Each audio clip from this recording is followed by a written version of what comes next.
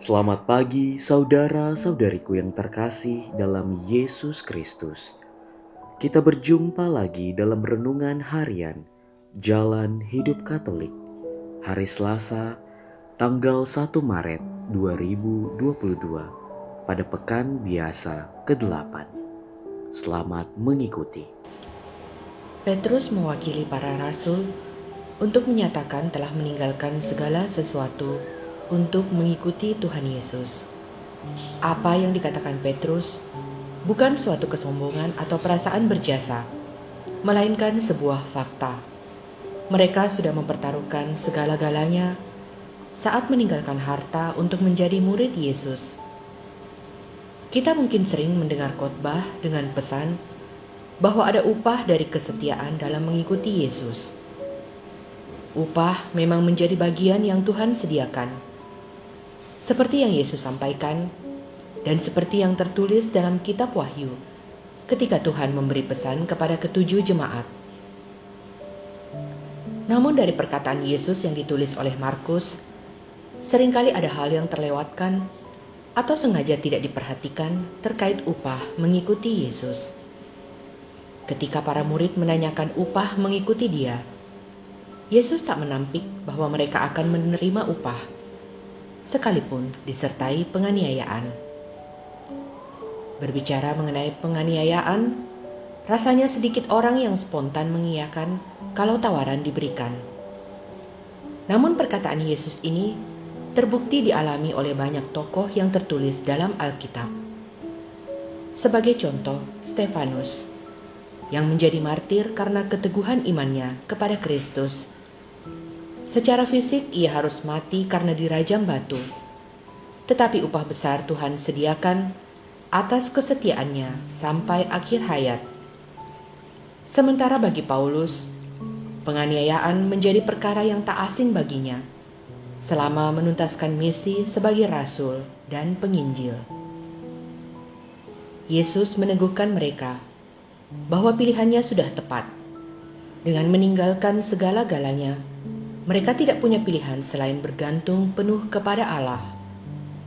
Justru dengan bergantung mutlak pada Allah, dapat menyatakan pemeliharaannya atas kehidupan mereka.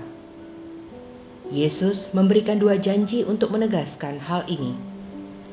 Pertama, semua orang yang demi Dia dan demi Injil melepaskan segala sesuatu, pasti akan menerima segala sesuatu berlipat ganda, walau disertai penganiayaan. Berarti ini bukan janji teologi kemakmuran. Ketika mereka melepaskan segala sesuatu, sebenarnya mereka sedang menerima segala sesuatu yang Allah sediakan untuk mereka pada waktunya. Misalnya, orang yang karena memutuskan untuk percaya kepada Yesus, lalu akibatnya ia dikucilkan oleh keluarganya.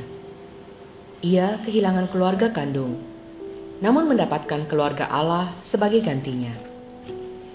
Yesus pernah mengajar dalam khotbah di bukit, "Di mana hartamu berada, di situ pula hatimu berada." Menolak menempatkan harta dunia sebagai pusat hidup dan menjadikan Tuhan Yesus sebagai gantinya adalah bukti bahwa hatimu sudah menjadi milik Dia. Bahkan dalam kasih Tuhan, keluarga kandung yang sempat membencinya akhirnya bertobat dan menjadi bagian dari keluarga Allah. Itu namanya menerima lipat ganda. Kedua, mereka akan menerima hidup yang kekal. Allah yang kekal akan menganugerahkan hidup kekal kepada mereka yang hanya bergantung kepadanya. Sekali lagi Yesus meneguhkan mereka dengan mengingatkan bahwa orang kaya di mata dunia adalah orang yang terkemuka, namun para murid di mata Tuhan adalah yang terkemuka. Mengikuti Yesus tak pernah mudah, terutama ketika bergerak dalam pelayanan misi dan penginjilan yang akan membawa jiwa-jiwa kepada Kristus dan diselamatkan. Penganiayaan mungkin sesekali akan dialami, tetapi tetaplah setia, karena ada upah yang Tuhan sediakan, baik pada masa kini maupun kelak dalam kekekalan. Terima kasih. Kita baru saja mendengarkan renungan harian Jalan Hidup Katolik. Semoga segala aktivitas kita hari ini mendapat bimbingan dan penyertaan Tuhan serta berkat Allah yang Maha Kuasa. Dalam nama Bapa dan Putra dan Roh Kudus. Amin.